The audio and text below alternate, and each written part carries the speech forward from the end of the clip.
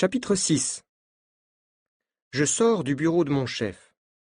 Je ne lui dis pas, mais je vais faire une enquête. Le docteur Van der Waaren, c'est l'homme que j'ai vu à l'hôtel Métropole le même jour que Pierrick Martin. J'en suis certain. C'est le Belge qui était en compagnie de 2 Français agressifs. C'est l'homme que j'ai photographié dans ma mémoire. Je sors mon téléphone portable et j'appelle Paul Klein. Paul Klein, je le considère comme un de mes amis à Bruxelles.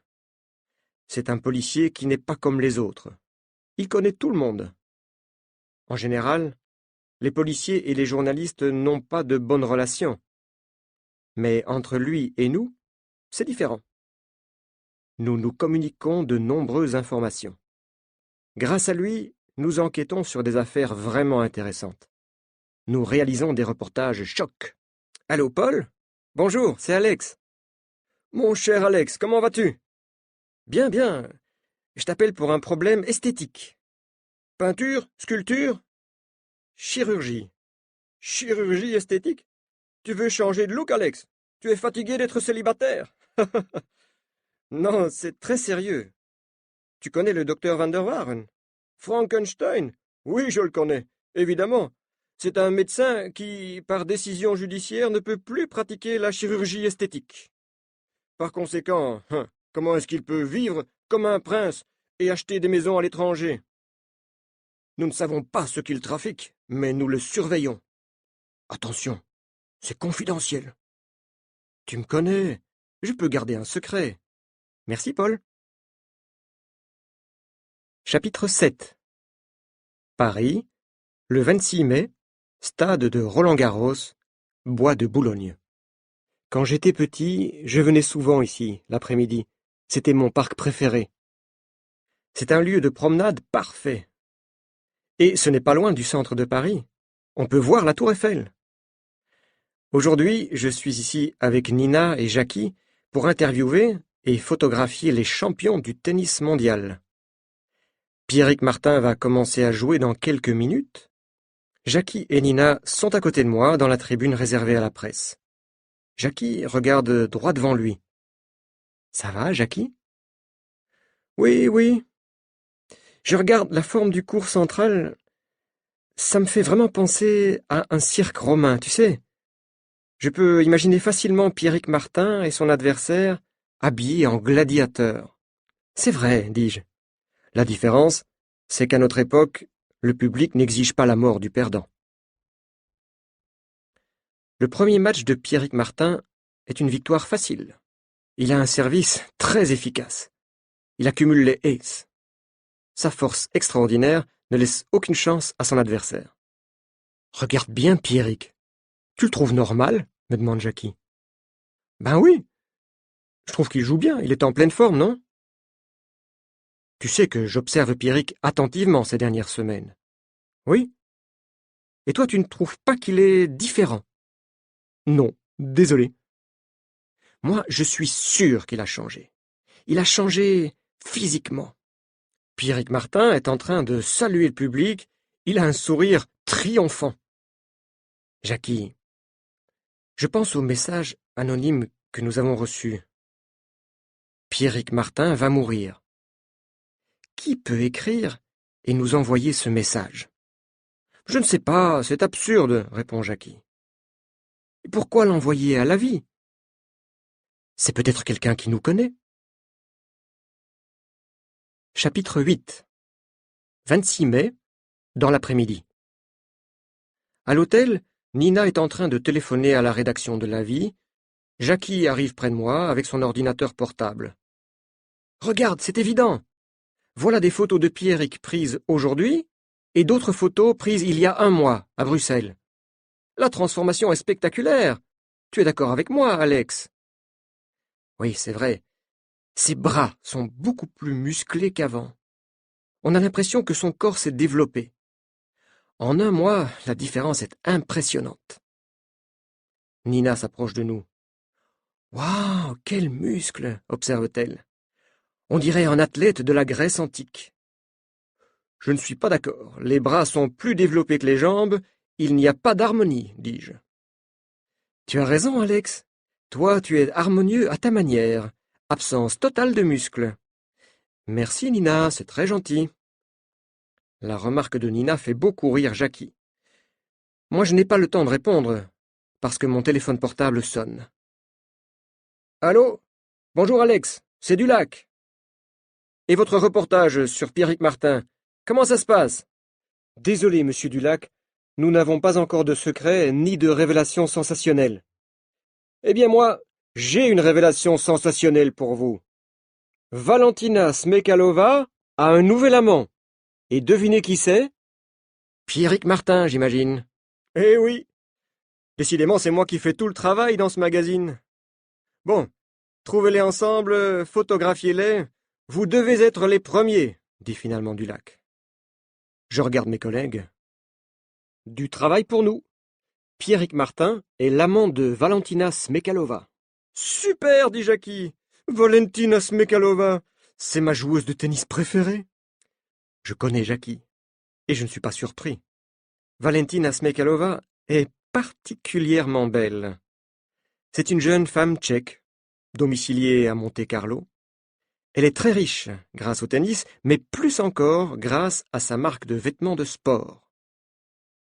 Si on a la chance d'être les premiers à les photographier, ça peut faire un excellent reportage, dit Nina.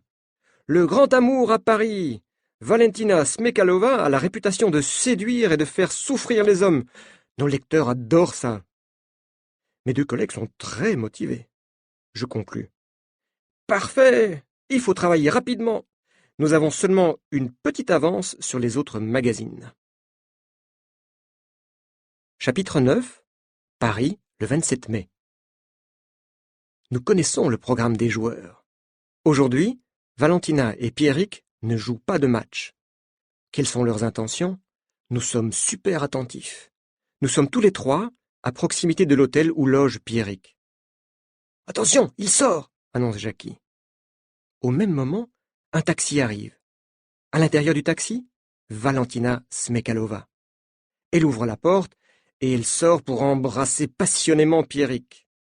Jackie photographie le baiser. La journée commence bien. Nous montons dans la vieille Renault 5 de Jackie. C'est Nina qui conduit. Jackie est prêt à photographier tous les gestes des deux champions. Les deux voitures descendent depuis la place de l'Étoile sur les Champs-Élysées. « Où est-ce qu'ils vont » demande Nina. « Il veut lui faire visiter Paris » suggère Jackie. « Comme c'est romantique !»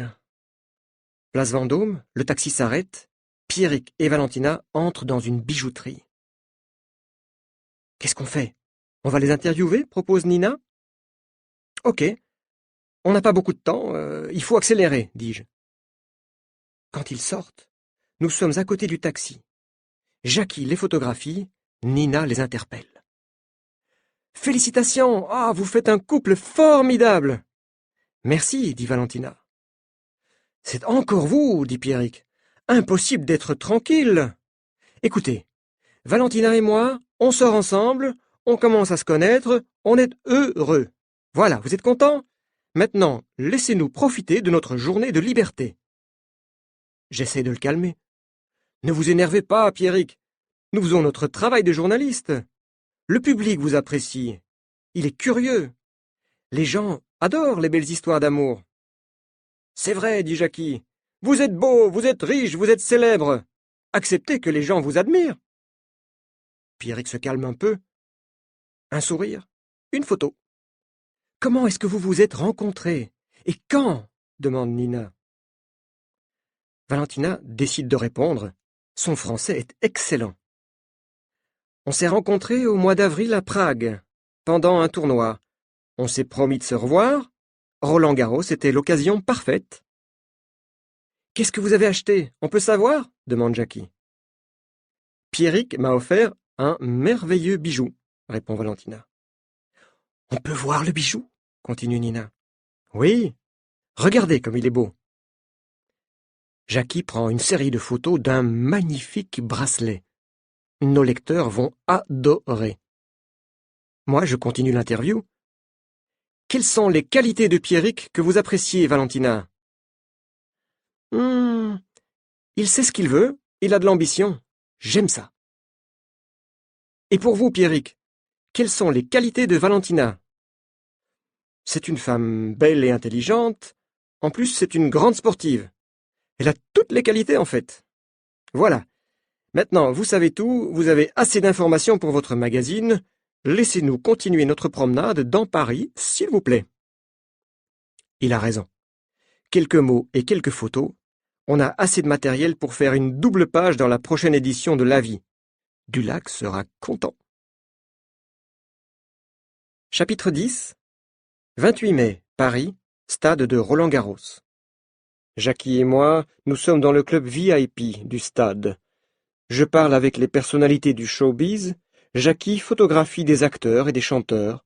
Ils sont contents d'être photographiés. Ils sont là pour ça. Soudain, Nina entre dans le bar. Elle nous appelle. « Venez vite! Sortez! Pierrick a un problème sur le cours numéro 12. Il est à nouveau tombé dans les pommes. Et il doit interrompre son entraînement. » Nous allons rapidement voir ce qui se passe. Pierrick se lève avec difficulté. Nina propose son aide, mais à nouveau, le coach intervient. « Tout va bien, ce n'est pas grave, » affirme-t-il. « Mais vous voyez bien que ce n'est pas normal. Pierrick doit consulter un médecin, » insiste Nina. « Il a son médecin personnel. » J'interviens à mon tour. « Comment ça va, Pierrick ?»« Bien, je vais très bien. Je suis seulement fatigué. » Il répond mécaniquement. Il ne dit pas la vérité. C'est étrange de voir un athlète comme lui se lever avec difficulté, comme un vieil homme. Jackie me parle discrètement. Pierrick se dope. C'est certain, me dit-il. Son corps fait une réaction à des produits dopants. Mais comment le sais-tu? J'en suis convaincu. J'ai une longue expérience des clubs de musculation. Nina insiste pour que quelqu'un s'occupe de Pierrick. Le coach appelle alors 2 hommes, ses assistants, pour transporter Pierrick. Quand ils passent devant moi, je les reconnais. Ce sont les 2 hommes qui étaient à l'hôtel Métropole à Bruxelles. Ils étaient assis à la même table que le docteur Van der Waaren. Je regarde Jackie. Photographie les 2 types. Je veux les identifier. Ok, répond Jackie. Juste après le transfert de Pierrick au vestiaire, on voit arriver un groupe d'officiels du tournoi. Ils exigent de voir Pierrick. Ce sont les responsables des contrôles antidopage. S'il y a dopage, on va le savoir bientôt. Chapitre 11. Plus tard, dans la journée. Je résume la situation à mes collègues. 3 informations. Premièrement, le contrôle antidopage de Pierrick est négatif. Ça signifie que Pierrick ne consomme pas de produits non autorisés. Impossible, dit Jackie. Je ne peux pas le croire. Deuxièmement, j'ai envoyé à Paul Klein les photos que Jackie a prises des assistants du coach. Il les a identifiés. Ce sont des délinquants, des trafiquants. Trafic de quoi? Demande Nina. Hormones de croissance, produits dopants, drogue, tout ce qui est illégal est cher. Paul dit que ce sont probablement des hommes dangereux. Et la 3e information? Demande Nina. C'est Dulac. L'Avis a reçu un nouveau message anonyme. Je vous le lis. La mort de Pierrick Martin ne sera pas une mort naturelle. Pour vous, qu'est-ce que ça signifie? C'est une menace? Non, c'est une confidence, dit Nina. Voyons. Ce message parle à nouveau de danger, de mort. Pourquoi est-ce que quelqu'un nous envoie ce message à nous et pas à un autre journal? C'est vrai, il y a d'autres magazines, d'autres paparazzi, dit Jackie. Nous ne sommes pas des paparazzi, dis-je. Celui qui nous écrit, c'est probablement quelqu'un qui sait qu'on s'intéresse spécialement à Pierrick. Autre chose, si les assistants de Jim Jordan sont des trafiquants, il nous faut des informations sur ce coach. Exact. Je m'en occupe, dit Nina. Chapitre 12. Bruxelles, le 30 mai. Dans les bureaux de la vie, je vois Jackie près de la machine à café. Je vais lui parler. J'ai publié une petite annonce sur le site web de la vie. Je veux absolument entrer en contact avec notre mystérieux informateur. Qu'est-ce que tu lui écris? Juste une petite phrase. Si vous savez ce que risque Pierrick, aidez-le, écrivez-nous, identifiez-vous. Ouais, tu espères une réponse? Moi je pense que notre informateur a probablement de bonnes raisons pour rester anonyme. C'est possible. Ah non, tu vois, c'est incroyable, la machine à café est de nouveau en panne. Allez, viens, je t'offre un café à l'escale, dis-je. L'escale, c'est notre deuxième bureau. C'est un café qui se trouve juste à côté des bureaux de la vie. Nina est là, elle aussi. Elle est assise à une table, à côté de la fenêtre. Elle nous invite à venir près d'elle. C'est moi qui vous offre le café, dit Jackie. C'est mon anniversaire aujourd'hui. Je ne me rappelle jamais l'âge de mes amis et des membres de ma famille. Je suis encore moins capable de mémoriser leur date de naissance. Tu as quel âge, Jackie? 30 ans? Demande Nina. Exact. Bon anniversaire. 30 ans. Ah, il faut vraiment fêter ça, continue Nina. Très bien, répond Jackie. Vous êtes libre samedi? Je vous invite chez moi. C'est petit, mais c'est sympa. Je préparerai un couscous. D'accord? Super, dit Nina. Moi, je m'occupe de l'entrée. Vous aimez le poisson? Je fais une salade de pâtes avec du saumon. D'accord? Paul Klein entre dans le café et vient s'asseoir à notre table. Salut les journalistes, dit-il. J'ai des informations pour vous sur Frankenstein. Il vend en France un produit interdit, le Partox. Ce n'est pas un produit de beauté comme les autres, hein. Il exige une petite intervention chirurgicale.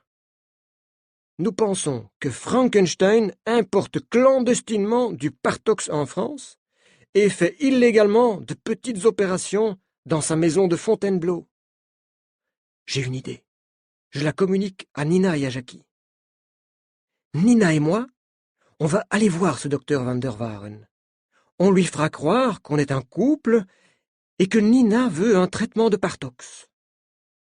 Mais il va voir que j'ai pas besoin de ce truc. Il va pas me croire. Le traitement, ça pourrait être pour toi, non? Nina, ce genre de traitement, c'est plus normal pour une femme. Pas d'accord. C'est égal, Nina. L'important, c'est qu'il nous ouvre la porte. Je veux parler à ce type. Bon. Chapitre 13. Samedi 2 juin, jour de l'anniversaire de Jackie. Vous savez ce qui m'est arrivé ce matin? Dit Jackie. Je suis allé au supermarché. Et rapidement, j'ai remarqué une jeune femme très jolie. Elle m'a regardé, elle aussi. Tranquillement, j'ai commencé à mettre dans mon caddie tous les légumes nécessaires pour le couscous. Courgettes, navets, carottes, persil. D'accord, interrompt Nina. Résume, s'il te plaît. Bon. Après le rayon légumes, je suis allé chercher la viande. J'ai pris de l'agneau. Résume, Jackie, répète Nina. La jeune femme était toujours là. Elle me regardait. Ensuite, je suis allé chercher du vin. Elle restait à une certaine distance, mais elle me regardait. C'était évident. Et alors, tu l'as invitée? Demande Nina. Attends. Pardon, excuse-moi. Je suis impatiente. Enfin, je suis allé chercher la semoule au rayon des pâtes alimentaires. Elle était toujours là. Waouh, dis-je, quelle histoire passionnante. Attends. Je suis allé lui parler. Je lui ai dit que j'organisais une petite fête pour mon anniversaire, et je lui ai proposé de venir. Troublée, elle m'a regardé droit dans les yeux et m'a répondu: « Qu'est-ce que vous imaginez, monsieur? Je suis une des responsables de la sécurité du magasin. Je suis inspectrice. J'observe les gens qui ont un comportement suspect. C'est tout. » Nina et moi éclatons de rire. Jackie n'a vraiment pas de chance avec les femmes. Chapitre 14. Bruxelles, le 4 juin, dans les bureaux de l'Avis, en compagnie de mes 2 collègues. « As-tu reçu une réponse à ta petite annonce sur la page web de l'Avis » me demande Jackie. « Non, dis-je. Peut-être que notre informateur a peur. Ou peut-être qu'il ne lit pas l'Avis. Qu'est-ce que tu proposes ? Je suis sûr que l'auteur des lettres anonymes nous connaît ou qu'il connaît l'un de nous. Pourquoi ? Me demande Nina. C'est quelqu'un qui sait que nous nous intéressons à Pierrick. Alex, il y a quelques jours que je veux t'en parler, dit Jackie. C'est peut-être stupide, mais je pense à un type. Vas-y, je t'écoute. Il s'appelle Jean-Claude Domino. C'est un champion de triathlon. Tu sais ce que c'est, le triathlon ? C'est la combinaison de 3 disciplines, pas vrai ? Course à pied, natation et vélo. Correct. Eh bien, il y avait dans mon club de gym, avant l'arrivée de Nina, un candidat au titre de champion olympique de triathlon. Un candidat ? Demande Nina. Oui, c'était il y a 2 ans. Finalement, il n'a pas participé à la compétition. Sa préparation physique a été très dure. 3 heures par jour à la salle de gym, en plus de la piscine, uniquement pour développer sa musculature. Quelques semaines avant la compétition, il a eu des problèmes de santé. Lesquels ? dis-je. Il tombait dans les pommes. À cause de quoi ? Dopage ? Contrôle antidopage négatif, aucune substance identifiée. Exactement comme Pierrick, continue Jackie. Pourquoi est-ce que tu penses à lui ? demande Nina. À cause de l'évolution rapide de sa musculature. C'était pas naturel. C'est un ami ? dis-je. Non, on se connaît, c'est tout. Il va encore dans ton club de gym ? Non. Trouve son adresse, on va voir ce type. Chapitre 15. Bruxelles, le 5 juin. Jackie et moi, nous entrons dans la maison de Jean-Claude Domino, l'ex-triathlonien. Il n'est pas spécialement content de voir Jackie. C'est un homme grand et gros. Peut-être que c'était un sportif, mais aujourd'hui ses gestes sont lents et mécaniques pour un homme de 30 ans. « Salut Jean-Claude, ça va ?» commence Jackie. « Bof, comme ci, comme ça », répond l'ex-sportif. « Je te présente Alex Leroc, mon collègue à l'Avis. Tu sais pourquoi je viens te voir ? » Aucune idée. Et si je te dis que mon collègue et moi, on s'intéresse à Pierrick Martin ?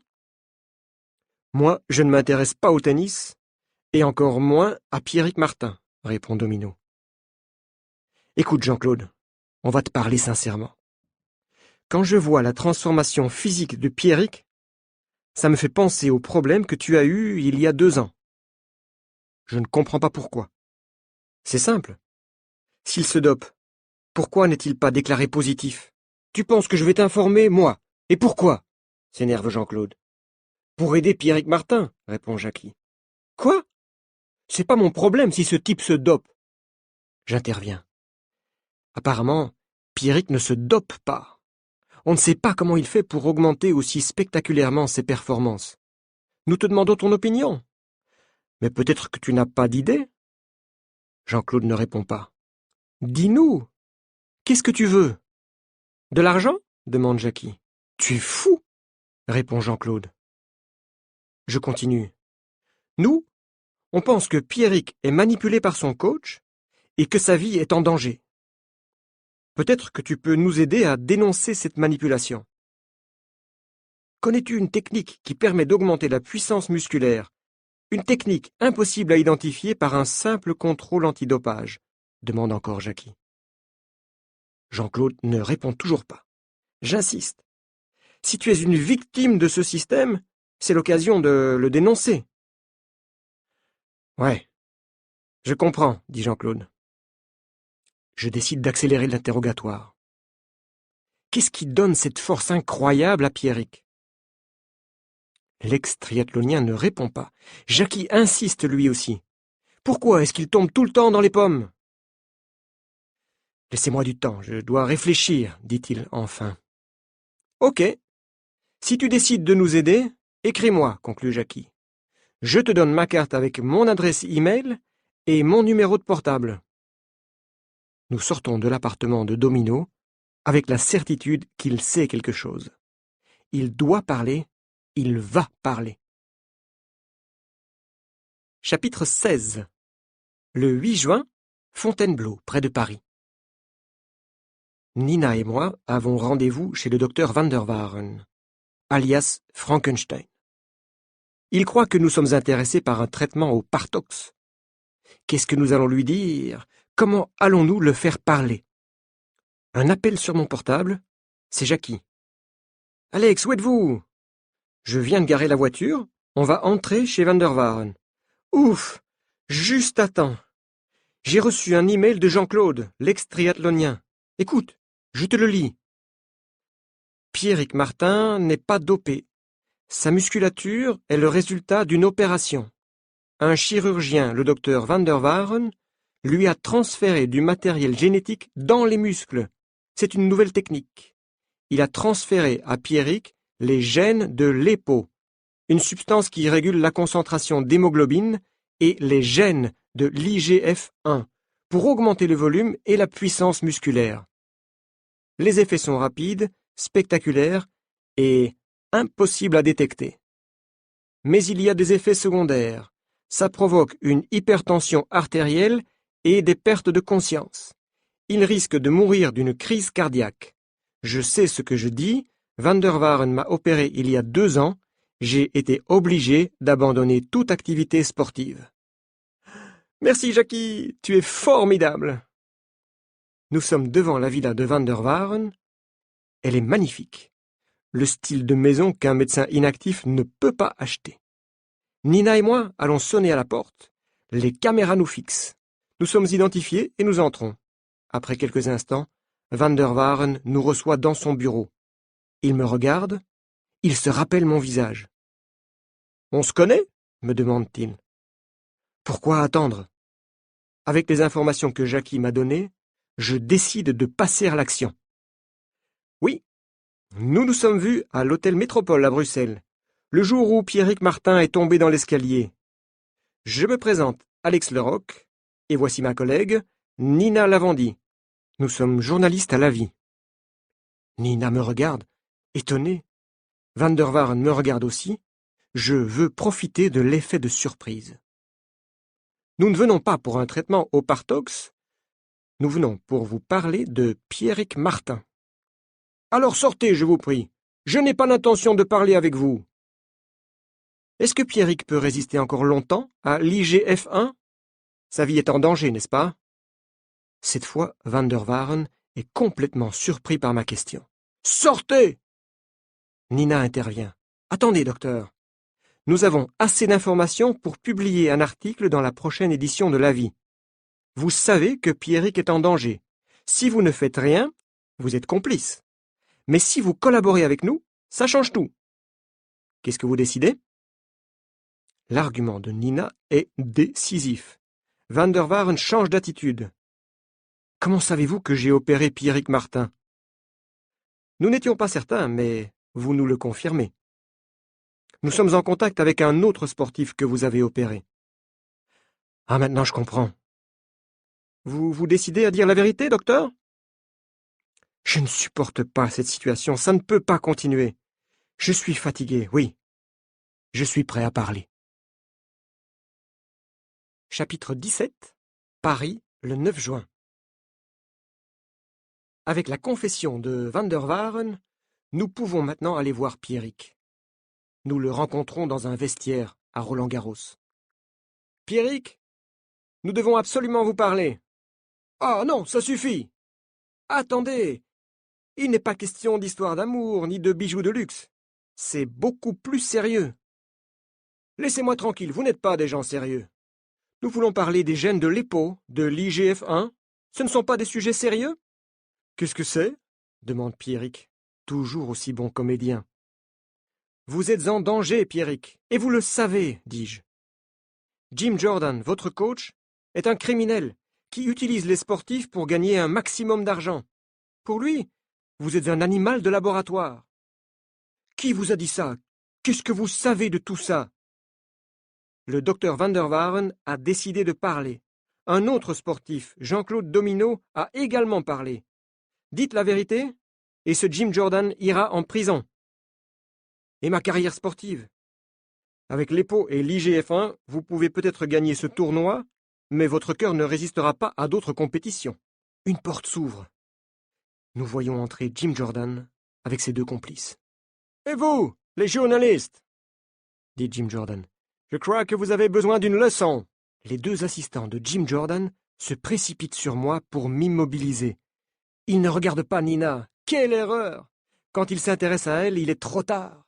Un des agresseurs reçoit un violent coup de pied dans la nuque. Il tombe sur le sol et reste couché, KO.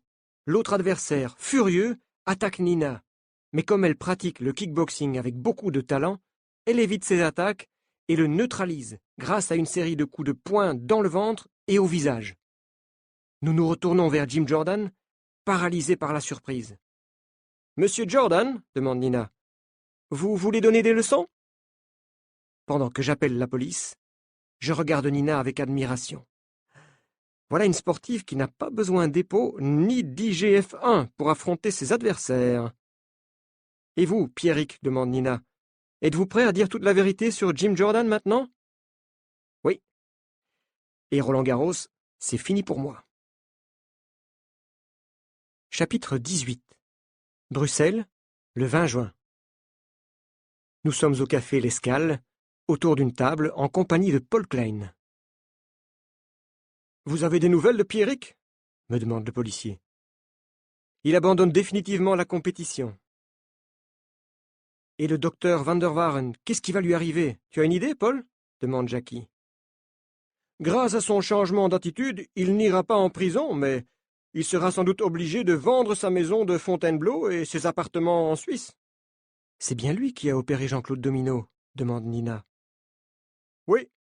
Et quand Van der Waaren a compris que cette manipulation génétique était dangereuse, il a décidé de pratiquer uniquement la chirurgie esthétique. »« Alors, pourquoi est-ce qu'il a accepté d'opérer Pierrick ?» demande Nina.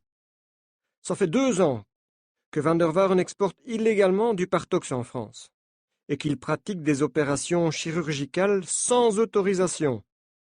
Jim Jordan a été informé du trafic et il a obligé Van der Waaren à opérer Pierrick Martin en échange de son silence. Vous connaissez la fin. » « Effectivement, dis-je. Jean-Claude Domino nous a informés, ensuite c'est Van der Waaren qui a parlé, et enfin Pierrick Martin a dit la vérité. C'est ce qu'on appelle l'effet domino. »